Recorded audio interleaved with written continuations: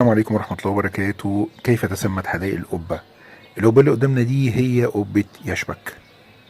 الأمير يشبك سنة 882، وده أحد أمراء المماليك، قام ببناء قبة عالية وسط مجموعة من الحدائق على قطعة أرض كان يمتلكها بالقرب من المطرية. وبسبب الجامع ده وبسبب الاسم ده اتثبت اسم حدائق القبة، كوبري القبة، سراي القبة، حمامات القبة، وكل منطقة حدائق القبة. طبعا ده كان مكان مخصص لإقامته، وكان بيحضر للقاهرة بعيدا عن الضوضاء اللي كانت في العاصمة الفسطاط وما إلى ذلك. ومن بعده اتخذ قنصوة الغوري مقرا له طول إقامته في مصر. في الفترة دي اتسمت قبة الغوري. بمرور الوقت بدأت الناس في إقامة بيوت بجبار القبة الغوري، اللي أصبح أشبه بقرية سكنية صغيرة اتسمت بالقبة، نظرا لقبة الغوري اللي هي قبة يشبك. بس بعد الحملة الفرنسية وفي عهد محمد علي باشا، واللي كان فيها زي ما قلنا قبل كده في فيديو سابق لينا ان كان في معركه في المطريه ما بين القوات العثمانيه وما بين الحمله الفرنسيه بقياده كليبر، وانتصر عليهم واجلاهم من المنطقه. فالمنطقه مليانه تاريخ زي ما قلنا. في عهد محمد علي باشا قام ابن ابراهيم باشا ببناء قصر كبير بيضم 400 غرفه على مساحه 70 فدان. ده قصر القبة يا جماعة، وتسمى بحي قصر القبة، وتم اختزال الاسم بعد كده عشان يبقى حدايق القبة وحي القبة. تقسيم حي القبة وأهم معالمه: حدائق القبة فيها حدائق القبة، قصر القبة، سراي القبة، حمامات القبة، والعديد من معالم مصر الجميلة. فيها مول سراي مول، وفيها نادي مصر بترول، فيها مسجد عين الحياة اللي هو مسجد الشيخ كشك، استوديو جلال أقدم استوديو تصوير في مصر، صور فيه معظم أفلام الثلاثينات والأربعينيات. هتلاقوا فيديوهات لينا، اللي هي المنطقة دي اتسمت بالمليحة بعد كده. في مدارس كتير: مدارس محمود باشا، مدارس ليدر للغات، أبطال رمضان، الرياض، الإيمان، الحياة. مميزات السكن بتتنوع، إن متوسط أسعار الشقق وسعر المتر فيها بيقترب النهارده من 5000، واحسن شوارعها هو شارع مصر السودان، شارع ابو الحكم، شارع قاسم امين ولي العهد، طبعا الدويدار، عبد المنعم رياض، السلموني، الساقية، احمد بسيوني وما الى ذلك، البحتري، استوديو جلال، الجنايني، الاجهوري، الشيخ البابلي، احمد باشا كامل، علي شعراوي، وشارع المحروسة. كل شوارع جانبية ولكن أشهرهم والشوارع الرئيسية: ميدان الحدائق، مصر السودان، الدويدار. تاريخ كبير جدا يا جماعة. طبعا منطقة بتتوسط البلد حرفيا ما بين المطرية وعين شمس، وما بين مصر الجديدة، ما بين مدينة نصر وما بين العباسية، ما بين كل الأماكن، ما بين وسط البلد القريب لنا الدمرداش وما بعد الدمرداش غمرة والتحرير، سوري غمرة ورمسيس والتحرير. وسط البلد حرفيا، انت في وسط البلد. دي حدائق القبة بنبذة مختصرة. نرجو طبعا ان احنا نكون قدمنا شيء مهم ليكم. ودي كانت قصة القبة وقصة حدائق القبة، ومن القصص الجميلة واللذيذة اللي احنا بنحاول نقدمها دايما في كل منطقة بنزورها، عشان دايما نقدم لكم حاجة كويسة. تابعونا دايما لكل جديد، ولا تنسى الاشتراك في القناة، ولا تنسى تفعيل زر الجرس. يعني ادخل مصنع بجنينة، شوف كمية الورد والشجر والحاجات دي عند عمارات الأوقاف. يعني مش عايز أقول لك، يعني هنا يصمت التاريخ قليلا، هنا يصمت التاريخ قليلا، هنا يصمت التاريخ قليلا في عظمة وجمال وروعة المكان. يعني مش عايز أقول لك، المنظر نفسه رائع يعني. وهنا يعني عارف ايه، يعني مش عايز اقول لك قطعة منسية هل من حدائق القبة، فحاجة كويسة بصراحة.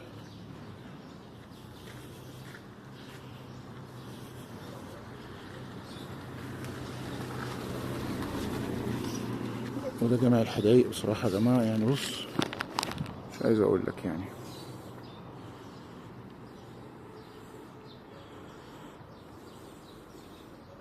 شايف المنظر من هنا عامل ازاي.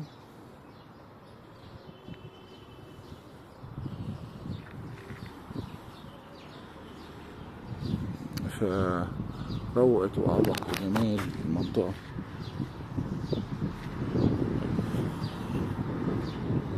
وجامع خرجنا برضو قصر القبة وجامع القبة. فحاجة بصراحة سجاد القطان.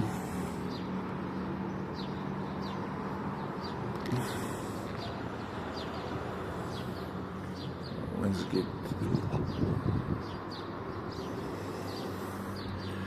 فحاجة حلوة بصراحة يعني، وشيء جميل.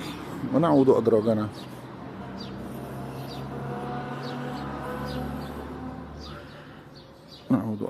وسط الجمال، وسط الجمال القديم والعمارة القديمة، وسط كل شيء جميل، وسط كل شيء جميل.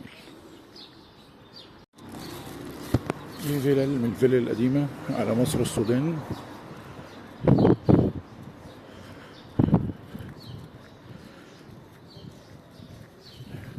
جت التاريخ بقى يعني، الرجولات القديمة والقصور القديمة بتاعت حدائق القبة.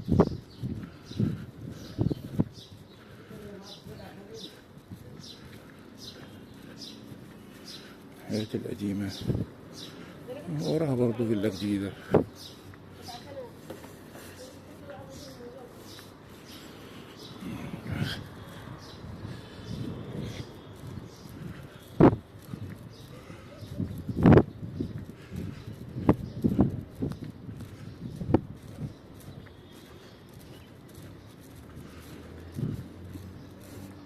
وفي فيلا في وشنا دي كانت فيلا لوزير في الوفد تقريبا عند السراي مول. طبعا البنات الحديثة، الستينات والثمانينات، سبعينات، ثمانينات، ستينات برضو. تمام، منطقة حية. هنا سراي مول. واللي صدق دي الفيلا دي اتطورت وبقت كافيه. من هنا بقى الحاجات القديمة بقى، العمارة اللي بتنفذك على العماير الناحية التانية. شارع داخلي بين عماير بس كأنه ممر يعني. داخلين الفيلل بقى والشغل الايه القديم.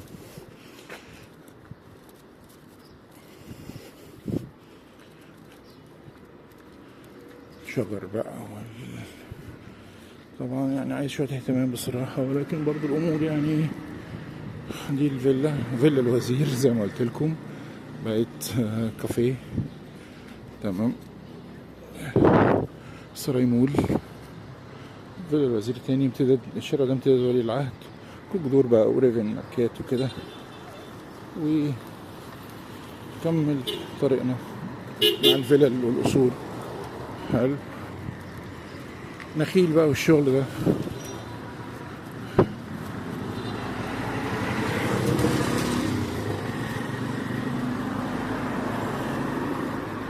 العمارة القديمة.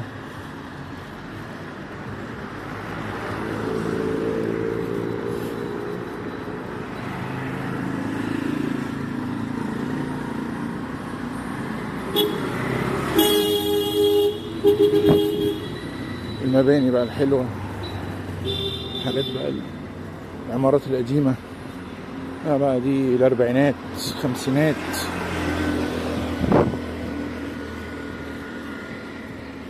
تمام،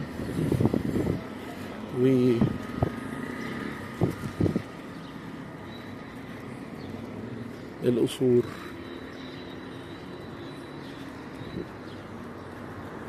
قصور قد زمان وسط البلد. قصور